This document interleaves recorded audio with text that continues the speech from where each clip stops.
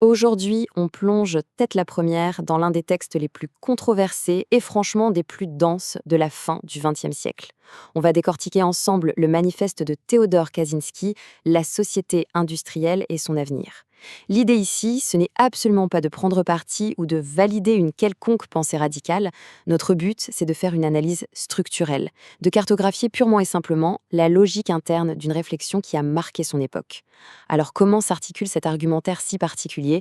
On regarde ça tout de suite. Le texte ouvre le bal avec ce postulat, et le moins qu'on puisse dire, c'est qu'il est catégorique. Le système techno-industriel peut survivre ou s'effondrer, privant les gens de dignité et d'autonomie. Voilà, les bases sont posées. C'est une vision du monde extrêmement binaire. En gros, le texte nous dit que soit tout s'effondre, soit le système survit, mais au prix de l'humain, qui devient un simple rouage. C'est vraiment le point d'ancrage de tout le manifeste. Pour l'auteur, aucune réforme en douceur n'est envisageable face à cette réalité. Mais d'ailleurs, de quoi on parle quand on dit le système? Cette définition, elle est absolument cruciale pour comprendre la suite. Ce qui est fascinant ici, c'est que l'auteur renvoie dos à dos le capitalisme et le socialisme. Pour lui, le vrai chef d'orchestre, c'est la nécessité technique. Ce n'est pas nous qui utilisons la technologie pour nos besoins, c'est la technologie qui exige que nous modifions nos comportements pour qu'elle puisse fonctionner. Les idéologies politiques, de simples façades selon le texte, face à cette machine implacable. Pour que ce soit bien clair, on va suivre les 5 grands axes de cette critique. D'abord le piège technologique, ensuite le fameux processus de pouvoir, puis la sursocialisation, le conflit direct entre liberté et technologie, et on terminera par l'appel à la révolution. Allez, on attaque immédiatement avec le premier point, le piège technologique et la manière dont le système nous impose de nous conformer. L'auteur trace une ligne de démarcation très nette entre deux mondes. D'un côté, on a la technologie à petite échelle. Pensez à l'artisanat local, des choses qu'une petite communauté peut gérer toute seule. Et de l'autre, la technologie dépendante de l'organisation. C'est celle-là qui est au cœur du viseur de l'auteur. Un réseau électrique ou Internet, ça ne fonctionne pas tout seul dans un garage. Ça demande une structure sociale gigantesque. Et cette dépendance, eh bien, elle force l'individu à s'intégrer dans un moule global sur lequel il n'a littéralement aucune prise. Et le pire, selon le manifeste, c'est que ça commence dès l'enfance. Le système a vitalement besoin de spécialistes pour tourner, des scientifiques, des ingénieurs, des techniciens. Du coup, il exerce une pression folle sur les jeunes. Le texte va jusqu'à dire qu'il est totalement contre nature de forcer un ado à rester assis sur une chaise à étudier des concepts abstraits toute la journée. Biologiquement, l'impulsion naturelle serait d'être dans l'action, dans le monde physique. L'éducation moderne est donc perçue ici comme un véritable dressage industriel. Ce qui nous amène à notre deuxième axe. Le processus de pouvoir, c'est vraiment le cœur intellectuel et psychologique de cette théorie. Selon l'auteur, pour ne pas devenir complètement fou et garder une bonne estime de soi, l'être humain a biologiquement besoin de valider un cycle en 3 étapes. 1. Avoir un but concret. 2. Fournir un effort autonome pour l'atteindre. 3. Réussir, au moins de temps en temps. Dans la nature, ça se traduit par chasser ou construire un abri. Mais aujourd'hui, dans notre société ultramoderne, combler ces besoins vitaux demande très peu d'efforts autonomes, la survie est devenue en quelque sorte triviale. Alors, que fait la société pour combler ce vide? Elle invente ce que le texte appelle des activités de substitution. La différence est fondamentale. Un but réel, c'est survivre. Une activité de substitution, c'est un objectif 100% artificiel. Le manifeste cite par exemple l'aristocrate qui s'ennuie, le scientifique obnubilé par ses recherches, ou la course infinie à la richesse. On poursuit ces choses-là juste pour simuler l'effort et se donner l'illusion d'accomplir quelque chose. Mais selon l'auteur, ça ne satisfait jamais vraiment notre besoin psychologique profond. Et quand on prive l'humain de ses vrais buts, les conséquences sont désastreuses. Le texte dresse une liste de symptômes qui découleraient directement de cette vie sous cloche. L'ennui chronique, la dépression, l'anxiété galopante, ou encore la recherche permanente et insatiable de plaisir immédiat. Pour l'auteur, ce n'est pas une coïncidence. C'est la preuve absolue que le système technologique mutile notre psyché en nous volant notre besoin biologique d'autonomie. Passons maintenant au troisième point. Et accrochez-vous, car c'est de loin la partie la plus polarisante du manifeste, la société et la sursocialisation. C'est quoi exactement la sursocialisation? En fait, socialiser un enfant pour qu'il s'intègre, c'est normal. Mais la sursocialisation, c'est quand la société met une pression morale tellement écrasante, en utilisant la honte comme arme principale, que l'individu finit par se sentir coupable de ses propres instincts naturels. Ça crée des gens accablés par un sentiment d'impuissance et une faible estime d'eux-mêmes.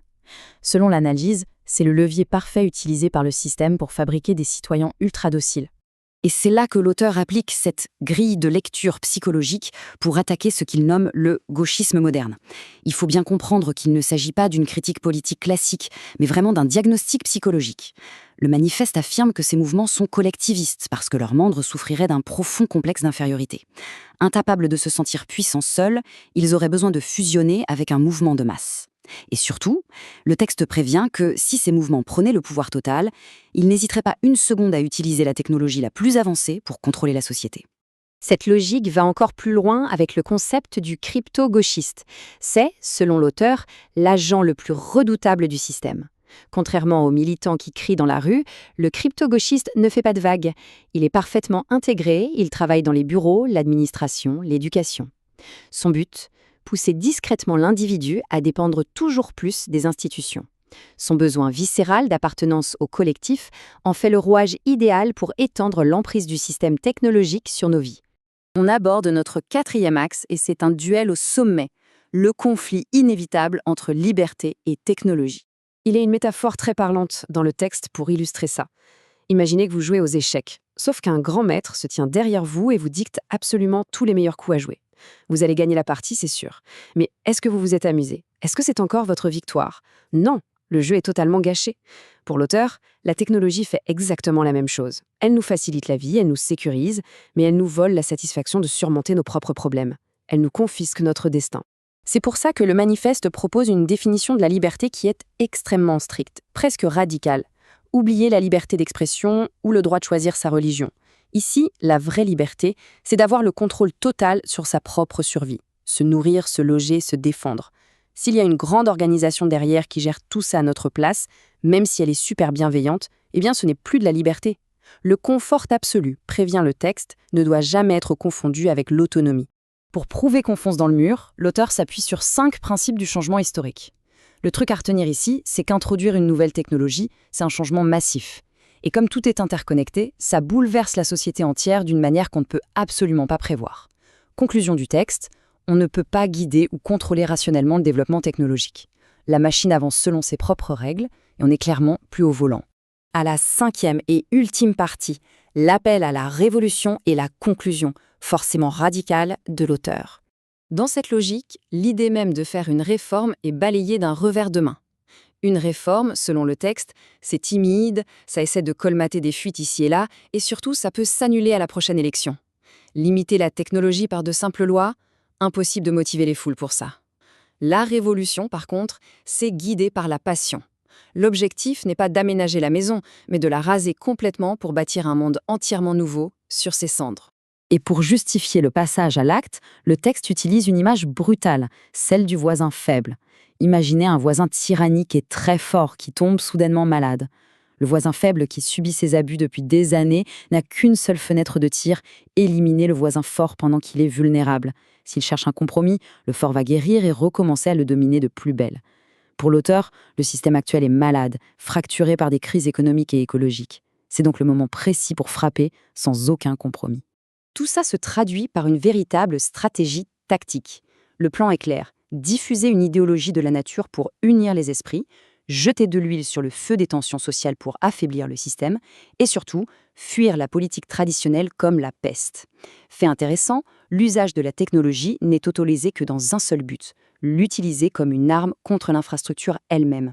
Le but final étant d'effacer les usines et les connaissances techniques de la surface de la Terre pour empêcher tout retour en arrière. Et ça nous laisse sur cette image finale vraiment frappante, tirée directement du manifeste. L'auteur compare l'humanité face à la technologie à un alcoolique face à un tonneau de vin. On est tout simplement incapable de s'arrêter. Si on continue sur cette lancée, la société va devenir tellement complexe que seules des machines hyper avancées pourront prendre les décisions. On deviendrait au mieux de simples animaux de compagnie très bien soignés. Face à cette grille de lecture aussi sombre qu'implacable, la question s'impose. Sommes-nous vraiment condamnés à cette trajectoire ou avons-nous encore le pouvoir d'écrire notre futur autrement qu'en obéissant aux impératifs de la machine? Pensez-y.